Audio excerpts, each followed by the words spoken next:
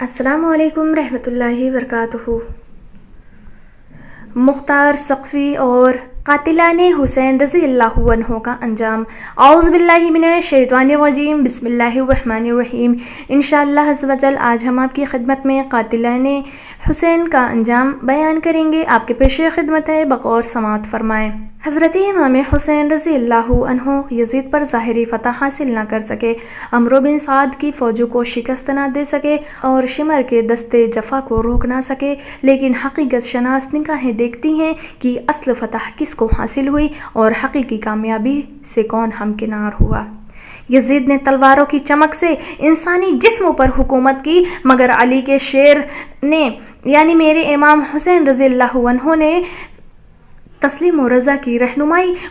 क़ुव्वत से इंसानों के दिलों पर आज तक राज कर रहे हैं और ता क़यामत करते रहेंगे। ये भी ठीक है कि उनके सामने उनके जवान बेटे की लाश पर घोड़े दौड़े, उनके मासूम लख्ते जिगर ने उनकी झोली में दम तोड़ा और फिर उनका खुद का अपना सर नेज़े पर चढ़ गया और दुनिया वालों ने आले मुस्तफ़ा सल्लल्लाहु अलैहि वसल्लम के नौ निहालों को मैदान करबला में खाको खून में तड़पते देखा, मगर दुनिया वालों को अभी ये देखना बाकी था कि खुदाई ताकत की खामोश तलवार जब जालिम इंसानों के सरों पर चमकती है तो फिर उनका नामो निशान तक मिटा देती है। मुख्तार सक़फ़ी जो किसी सल्तनत के बादशाह नहीं थे, किसी मुमलकत के हुक्मरान नहीं थे, उनके पास कोई ताकत व फ़ौज नहीं थी, नहायत ही बेसरो सावानी के आलम में हज़रत इमाम हुसैन रज़ी अल्लाहु अन्हु की हिमायत में उठते बैठते थे और फिर कुदरत उनका साथ देकर एक मामूली से इंसान को कूफा का हाकिम बना देती है। मुख्तार सक़फ़ी ने कूफे का हाकिम बनने के बाद जो पहला हुक्म जारी किया वो ये था कि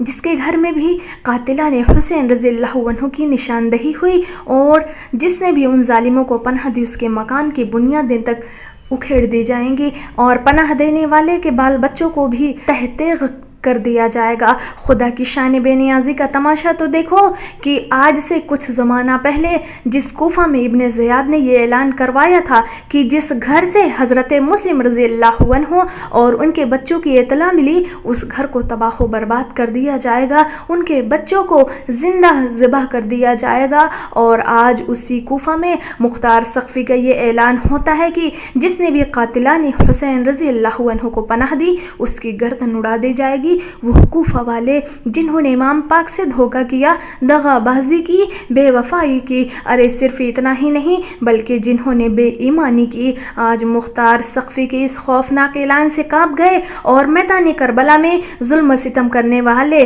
पहाड़ों में और जंगलों में छिपने लगे। मगर शायद वो ये नहीं जानते थे कि कहर इलाही जब करवट लेता है तो फिर कौमे लूत को सफ़ी हस्ती से मिटा देता है और बस्तियों की बस्तियां उजाड़ देता है। मुख्तार सक़फ़ी की फ़ौज ने हर तरफ तलाश शुरू कर दी और फिर किसी को किसी तहखाने से, किसी को किसी खोह से, किसी को जंगल से पकड़कर शाम से पहले पहले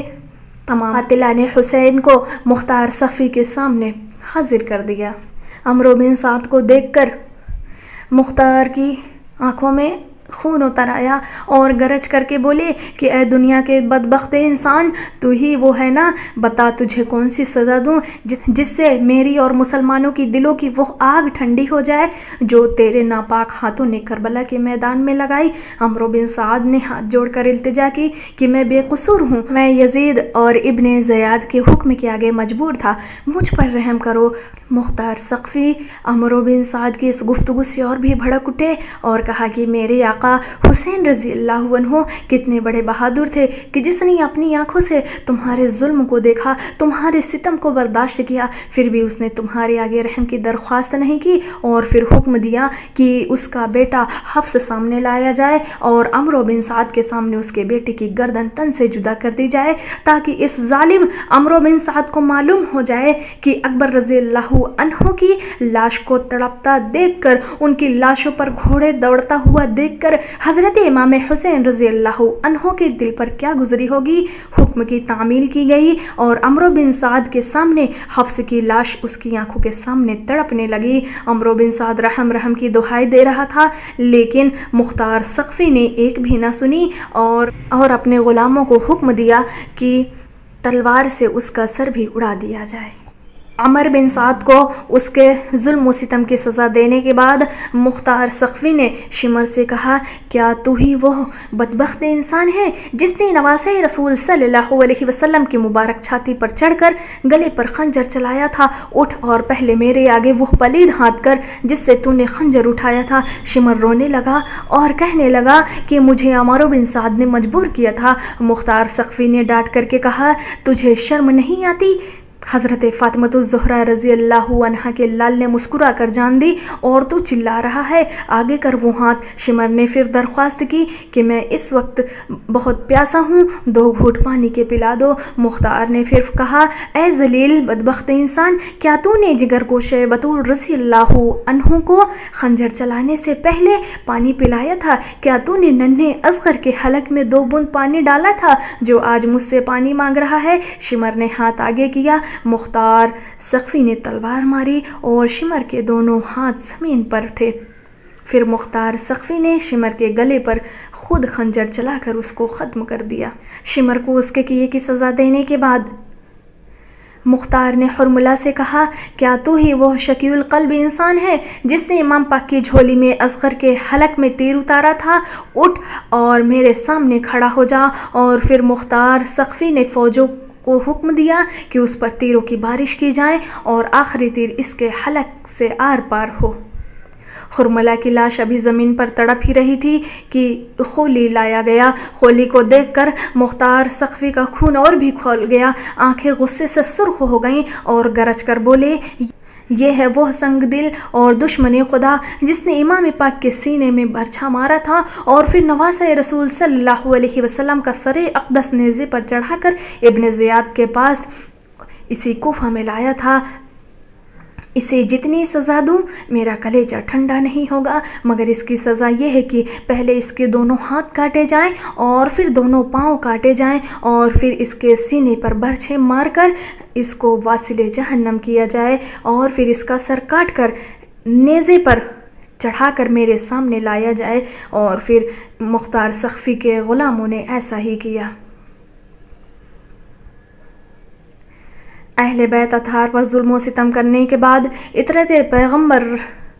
صلی اللہ علیہ وسلم کو اپنے قہر و غضب کے تیروں کا نشانہ بنانے کے بعد اور میدان کربلا میں آل مصطفیٰ صلی اللہ علیہ وسلم کو بھوکا پیاسا شہید کرنے کے بعد آخر یزید پر بھی وہ وقت آ گیا تھا جس سے نہ کوئی بادشاہ بچ سکا ہے اور نہ ہی کوئی فقیر اور نہ ہی کوئی ولی اور نہ ہی کوئی پیغمبر، یعنی موت کا وقت۔ یزید کو معمولی سی درد قولج ہوئی، مگر یہ درد ظلم کی سزا کی عوض تھی، اس لیے عذاب بن گئی۔ 3 دن اور 3 راتیں بستر مرگ پر تڑپتا رہا۔ پانی کا قطرہ منہ میں ڈالا جاتا تو وہ بھی تیر بن کر حلق میں اترتا، روٹی کا ٹکڑا کھاتا تو تلوار بن کر پیٹ میں جاتا۔ آخر 3 دن اس عذاب میں مبتلا رہنے کے بعد بھوکا پیاسا اینڑیاں رگڑ رگڑ کر اور سر پٹک پٹک کر مر گیا۔ مرنے سے پہلے یزید نے اپنے بیٹے معاویہ رضی اللہ عنہ کو بلا کر امور سلطنت کے متعلق کچھ وصیتیں کرنی چاہیے، مگر ابھی اس نے شروع ہی کیا تھا کہ معاویہ رضی اللہ عنہ چلا اٹھے، جس حکومت کی بنیاد اہل بیت کے خون سے رکھی گئی ہے میں اس حکومت پر تھوکتا بھی نہیں ہوں اور نہ ہی تھوکنا چاہتا ہوں۔ پھر بھی یزید کے مرنے کے بعد لوگوں نے زبردستی یزید کے لڑکے معاویہ رضی اللہ عنہ کو تخت پر بٹھا دیا، لیکن ابھی بیٹھے ہی تھے کہ چیخ مار کر اور یہ کہہ کر اٹھ گئے کہ اس تخت سے مجھے حسین رضی اللہ عنہ کے خون کی بو آتی ہے، اور وہ اپنے حجرے میں ایسا چھپا کہ 15 دن کے بعد ان کی لاش نکلی۔ ابن زیاد یہ خونی کھیل کھیل کر اور نستانے فاطمہ کی ہری بھری شاخوں کو کاٹ کر اور اس کے مہکتے ہوئے پھولوں کو توڑ کر اور پھر یزید سے موصل کی حکومت اور اس ظلم و ستم کی نام حاصل کر کے ہر طرح سے بے خوف ہو کر بیٹھ گیا۔ مگر اس ظالم کو یہ معلوم نہیں تھا کہ خدا کی لاٹھی بے آواز اور اس کا قہر خاموش ہے، اور اسے یہ بھی معلوم نہ تھا کہ مختار قہر الہی کی صورت میں نمودار ہو چکا ہے اور اس کے اشاروں پر ناچنے والے عمر بن سعد اور خولی اپنے ظلم کی سزا پا چکے ہیں۔ مختار سقفی نے इब्राहिम बिन मलक अश्तरी को हुक्म दिया कि एक भारी फौज के साथ इब्न ज़ियाद पर हमला कर दिया जाए, वो जिंदा या मुर्दा मेरे सामने पेश किया जाए। इब्राहिम बिन मलिक अश्तरी ने इब्न ज़ियाद पर हमला कर दिया और अगरचे उनके पास साजो सामान हरब कम था और फौज भी थोड़ी थी, मगर कुदरत उनके साथ थी। मंशे कुदरत यही था कि कातिलाने हुसैन को उनके जुल्म व सितम की पूरी सज़ा मिले। इसलिए इब्न ज़ियाद काफ़ी फ़ौज और साजो सामान के बावजूद भी मुकाबला न कर सका और सुलह के मुतवातिर कई पैगाम भेजे, मगर उसकी कोई चाल भी कामयाब ना हो सकी। तो ख़ुद मैदान में आया और इब्राहिम के हाथों कत्ल हो गया और फिर उसका सर भी नेज़े पर चढ़ाकर कोफा में मुख्तार सक़फ़ी के सामने लाया गया। यजीद के उन फौजी अफसरों को ख़त्म करने के बाद मुख्तार ने हुक्म दिया कि अब हर वो शख्स जो करबला में अमरो बिन साद के साथ था उसको भी कत्ल कर दिया जाए और नहर फुरात पर कब्ज़ा करने वालों, लाशों पर घोड़े दौड़ाने वालों, तीर चलाने वालों का भी खात्मा कर दिया जाए। चुनांचा ऐसा ही किया गया। और जब मुख्तार सक़फ़ी तमाम दुश्मनाने अहल बैत और कातिलाने इमाम हुसैन रज़ी अल्लाह अन्हु को वासिले जहन्नम कर चुका तो फरमाया कि इनके इन सज़ाओं से मेरी आग नहीं बुझी, ये तो मैंने सिर्फ़ अपना फ़र्ज़ अदा किया है, असल सज़ा तो इनको हश्र के दिन मिलेगी।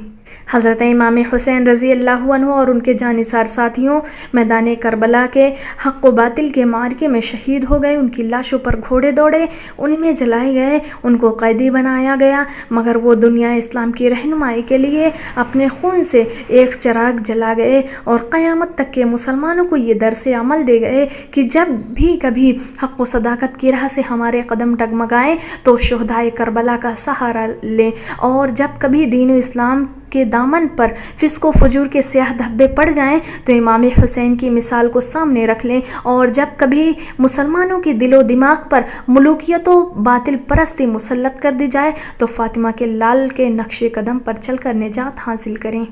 और जब कभी इस खित्ते अर्ज़ी पर फ़िरऔनियत व यज़ीदियत का रिवाज हो जाए तो उसवा हुसैनी रज़ी अल्लाह अन्हु को पेश नज़र रख लें, और जब कभी कोई हुकूमत मखलूक खुदा के इंसानी हुकूक को पामाल करे तो हज़रत शब्बीर के दामन को थाम लें। ये तो शायर ने कहा है कि क़त्ले हुसैन असल में मर्गे यज़ीद है, क़त्ले हुसैन असल में मर्गे यज़ीद है, इस्लाम ज़िंदा होता है हर करबला के बाद, इस्लाम ज़िंदा होता है हर करबला के बाद। और मिट्टी में मिल गए इरादे यजीद के, मिट्टी में मिल गए इरादे यजीद के, लहरा रहा है आज भी परचम हुसैन का, लहरा रहा है आज भी परचम हुसैन का। उम्मीद है कि आप लोगों को मेरी बात ज़रूर समझ में आई होगी। अल्लाह रब्बुल इज़्ज़त हमें और आपको हक़ पर चलने की तौफ़ीक़ रफ़ीक़ अता फ़रमाए। अस्सलामु अलैकुम रहमतुल्लाहि ताला व बरकातुहू।